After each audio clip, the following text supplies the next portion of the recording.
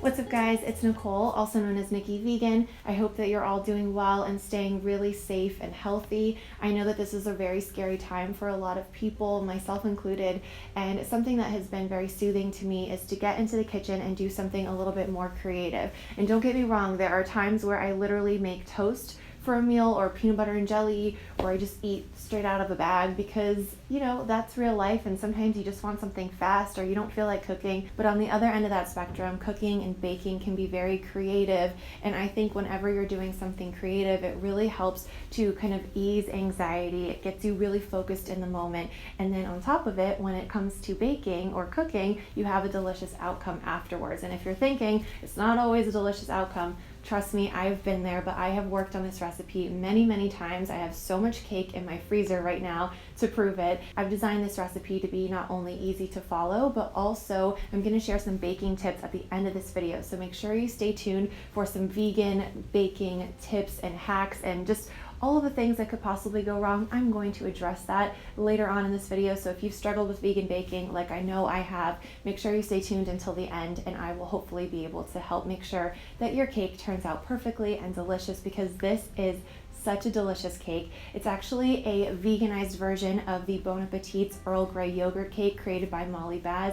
I'm a huge fan of the magazine. I love the YouTube channel. I follow all of them on Instagram.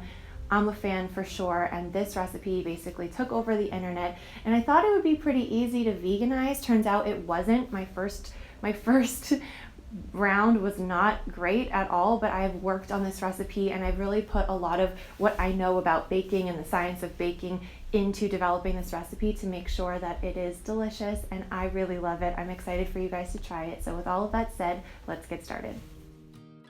I'm going to start by making a vegan egg replacer, and for this I'm going to need 2 tablespoons of ground flax seeds and 5 tablespoons of water. All you have to do is stir this together and let it sit for 5 to 10 minutes. It will thicken up and become a really great vegan egg replacement. In the meantime, I'm going to start my dry ingredients. So I just measured out 2 cups of all-purpose flour, and then I added 1 teaspoon of sea salt and half a teaspoon of both baking powder and baking soda.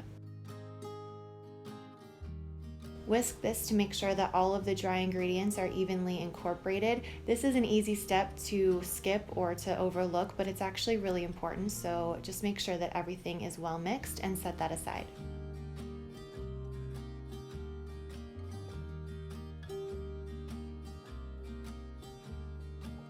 So you really want to take your time here and whisk the sugar and the flax egg together. You want it to go from granular and sandy to really light and fluffy, and this is going to add a good amount of air into the cake.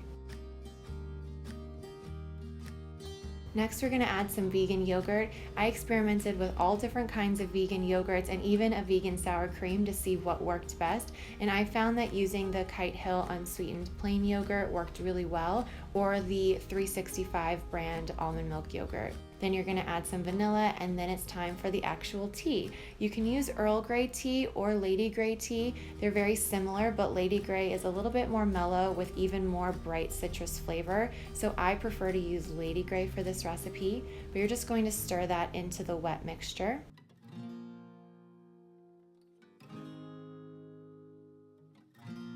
And then I decided to add half of a cup of unsweetened applesauce. This works to reduce some of the oil in the overall cake, and it also naturally sweetens it a little bit. Then I'm going to stream in some melted refined coconut oil. You want to do this gradually so that it incorporates evenly. And then I'm going to mix in the dry ingredients. I like to do half at a time. I add half, then I stir, then I add half, and I stir. Before I started, I preheated my oven to 325 degrees, and I lightly greased a loaf pan and lined it with parchment paper. So I'm just going to transfer this to the loaf pan and put it in the oven. After an hour and 10 minutes, which is how long it takes for this cake to become golden brown and for a cake tester to come out clean, this cake is ready to serve. I like to make sure that I let it cool on a wire rack. I think that's very important. And after about 15 minutes, you can slice it up and serve it. The texture of this cake, you guys, is so delicious. It smells absolutely heavenly, very bright and citrusy, a little bit lemony, and I really love that you can see the little specks of Lady Grey tea all throughout the cake. It's almost like when you have vanilla bean ice cream and you can see the little flecks of vanilla bean. This is kind of like that, and it is just beautiful, and it's so cozy to have with a cup of tea. I really think you guys are gonna love it because this has become one of my favorite cakes ever, ever, ever. One thing that is very important is to pay attention to the way that you're measuring. So flour, for example, is something that is kind of tricky to measure. You may think that, like brown sugar, you can kind of pack it in or just sort of have it level on the measuring cup and that's good enough. Actually, with baking, you do want to be really precise. And the one thing that I learned from watching a lot of Ina Garten videos back in the day is that when you want to properly measure flour, you want to actually use the scoop to kind of fluff up the flour and make sure that it's aerated and not firmly packed into the bag or into the container.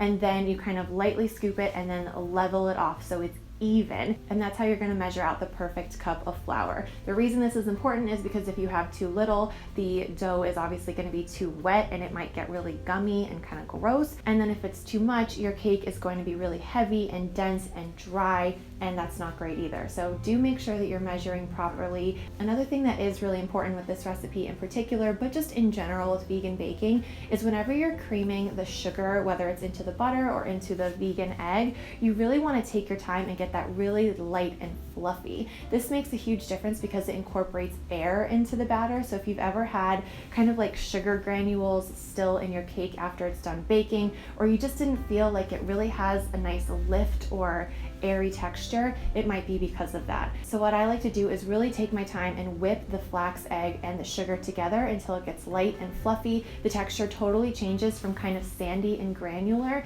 into something light and fluffy, and it's really cool to see. And if you have kids that want to help you in the kitchen, this is a great job for them because they can really go at it and you really can't overmix it at that point. Where you can overmix it is when you're adding the flour. So when you add the dry ingredients to the wet ingredients, you really just want to make sure that it's thoroughly combined, and do make sure that it's thoroughly combined. But if you really start beating the flour with the wet ingredients, which I know is tempting to do because it seems like, why not? Well, the reason is because when the flour is introduced into the wet ingredients and you really go at it and kind of whip it like crazy, what happens is you start to develop the gluten in the flour, and that is going to make a stretchier, like just more dense dough, and you're not going to get that nice tender cake texture that we all love in a baked good. So when it comes to any kind of baked good, you really do want to pay attention to the dry ingredients and just not go crazy and over whip at that point. If you want to cut down on bake time, you can serve this as cupcakes instead of a loaf cake. If you do that, you're going to get about 16 to 18 cupcakes that need to bake for about 20 minutes. I like to dust them with a little bit of powdered sugar, and they are absolutely divine. The full recipe is linked on my website, so if you go to nikkivegan.com, you go to recipes and desserts, you will see this.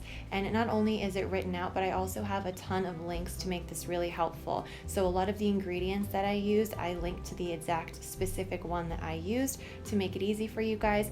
Also, the pots and pans that I recommend, you may think that the kind of pan that you use isn't that important, or when it says to let the cake cool on a cooling rack, that isn't important. But in the blog post, I explain why all of that is really, really helpful and how it affects the overall cake. So if you've had trouble with vegan baking in the past, make sure you check that out, because I really do think that using the right size pan and allowing it to cool on a cooling rack so that air kind of circulates all the way around the cake, all of those little steps add up to having a perfect outcome.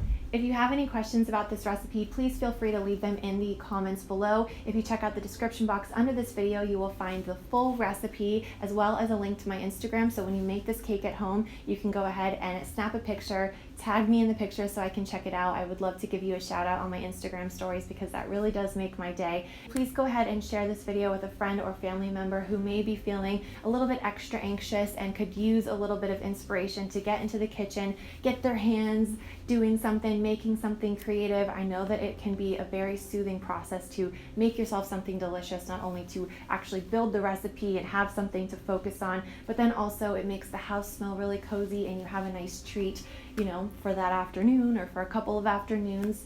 And I just think that that can be a really nice thing. So please go ahead and share with your friends and family who may also enjoy this video. And I will see you guys in a video very soon. Stay healthy and safe. Bye.